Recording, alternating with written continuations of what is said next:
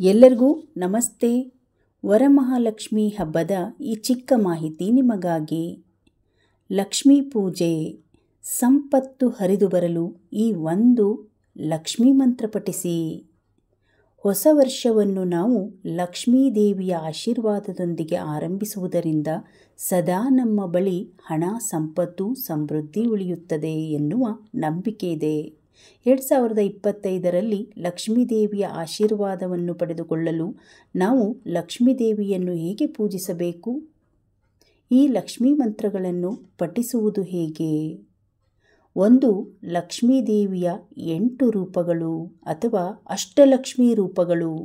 ಆದಿಲಕ್ಷ್ಮಿ ಶಾಶ್ವತ ಸಮೃದ್ಧಿ ಮತ್ತು ಶಕ್ತಿಯ ದೇವತೆ. ಧನಲಕ್ಷ್ಮಿ ಭೌತಿಕ ಸಂಪತ್ತು ಮತ್ತು ಸಮೃದ್ಧಿಯ ದೇವತೆ. ಧಾನ್ಯಲಕ್ಷ್ಮಿ ಕೃಷಿ ಮತ್ತು ಆಹಾರ ಕ್ಷೇತ್ರದಲ್ಲಿ ಸಮೃದ್ಧಿಯ ದೇವತೆ. ಗಜಲಕ್ಷ್ಮಿ ಶಕ್ತಿ ಮತ್ತು ಸಂಪತ್ತಿನ ದೇವತೆ.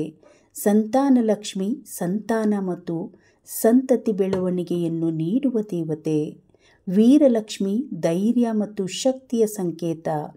ವಿದ್ಯಾಲಕ್ಷ್ಮಿ ಜ್ಞಾನ ಮತ್ತು ಶಿಕ್ಷಣದ ದೇವತೆ.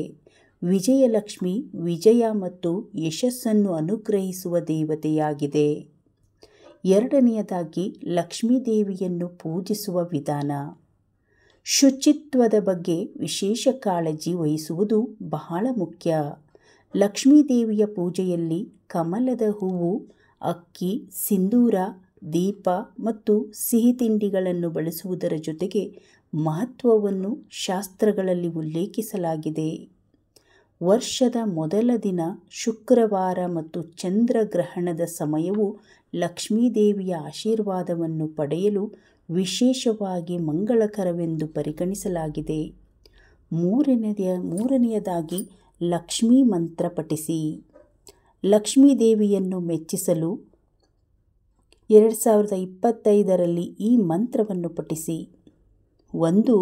ಓಂ ಶ್ರೀಂ ಹ್ರೀಂ ಶ್ರೀಂ ಕಮಲೇ ಕಮಲಾಯೈ ಪ್ರಸಿದ್ಧ ಶ್ರೀಂ ಹ್ರೀಂ ಶ್ರೀಂ ಓಂ ಮಹಾಲಕ್ಷ್ಮಿಯೇ ನಮಃ. ಮೇಲಿನಂತೆ ಲಕ್ಷ್ಮೀ ದೇವಿಯನ್ನು ಪೂಜಿಸುವುದರಿಂದ ವರ್ಷಪೂರ್ತಿ ಆಕೆಯು ನಮ್ಮನ್ನು ಆಶೀರ್ವದಿಸುತ್ತಾಳೆ. ಜೊತೆಗೆ ಸಂಪತ್ತು, ಸಮೃದ್ಧಿ ಹಾಗೂ ಧನಾಗಮನದ ವರವನ್ನು ಅನುಗ್ರಹಿಸುತ್ತಾಳೆ ಎನ್ನುವ ನಂಬಿಕೆ ಇದೆ. ಈ ಚಿಕ್ಕ ಮಾಹಿತಿಗೆ ನಿಮಗೆ ಇಷ್ಟ ಆದರೆ ಒಂದು ಲೈಕ್ ಮಾಡಿ, ಈ ವಿಡಿಯೋವನ್ನು ಶೇರ್ ಮಾಡಿ. ಇನ್ನಷ್ಟು ವಿಡಿಯೋಗಳಿಗಾಗಿ ನಮ್ಮ ಚಾನಲನ್ನು ಸಬ್ಸ್ಕ್ರೈಬ್ ಮಾಡಿಕೊಳ್ಳಿ. ಮತ್ತೆ ಮುಂದಿನ ಹೊಸ ಮಾಹಿತಿಯೊಂದಿಗೆ ಸಿಗೋಣ. ಅಲ್ಲಿಯವರೆಗೂ ಧನ್ಯವಾದಗಳು.